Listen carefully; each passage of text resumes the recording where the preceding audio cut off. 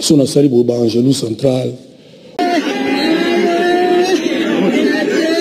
Voilà l'ambiance qui a précédé l'arrivée de la dépouille de Albert Ebossé ce vendredi à l'aéroport international de Douala. À l'arrivée de l'appareil volant qui avait à son sein le cercueil d'Albert Ebossé, le gain des pleurs est allé croissant.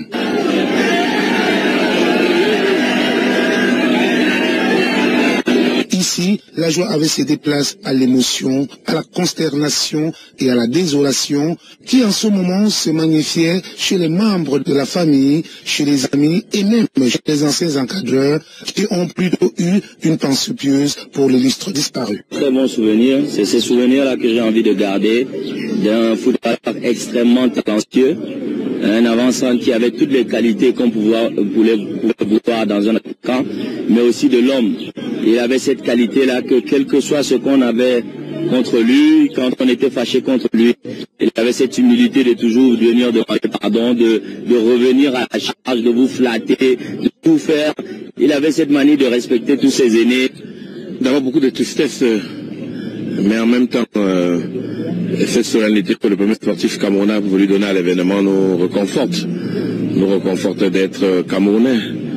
Et je pense que nous allons accompagner sa famille et toute la grande famille sportive avec nos prières, c'est ça l'essentiel. Mais c'est un jeune footballeur que nous avons eu l'occasion de dépister à Coton-sur-de-Garouin. Je dois vous rappeler qu'il n'avait pas beaucoup de temps de jeu, mais mon conseiller sportif m'avait déjà dit c'est un très bon footballeur. On avait misé sur lui, on ne s'était pas trompé. À la vue du cercueil, autre consternation. Rite traditionnel pour célébrer la bienvenue et accepter le deuil par le chef de Ndoksimbi.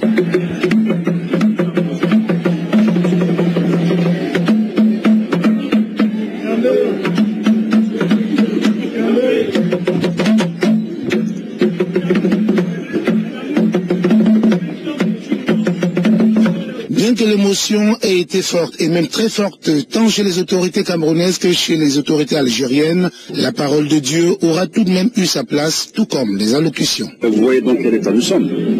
Nous sommes abattus comme tout le monde. Ça, c'est des moments très difficiles à surmonter. Ça, c'est ça, c'est pas autre chose. Hein. C'était quelqu'un d'extraordinaire, c'est quelqu'un d'affable, gentil. Il a su forcer le respect. Toutes les familles algériennes le connaissent, le respectent. Un grand monsieur. Nous venons de perdre un grand monsieur. Et c'est dommage.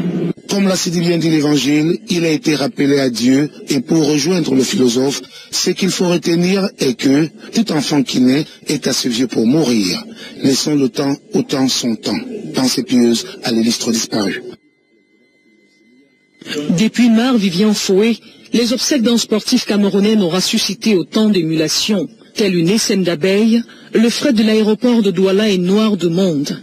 L'annonce de la tragédie a fait le tour du monde et la mobilisation est sans doute proportionnelle à la perte que vient de subir la famille Bojangor, le sport camerounais et enfin son club, la JSK qui perd son meilleur buteur. L'implication diplomatique des deux pays est perceptible.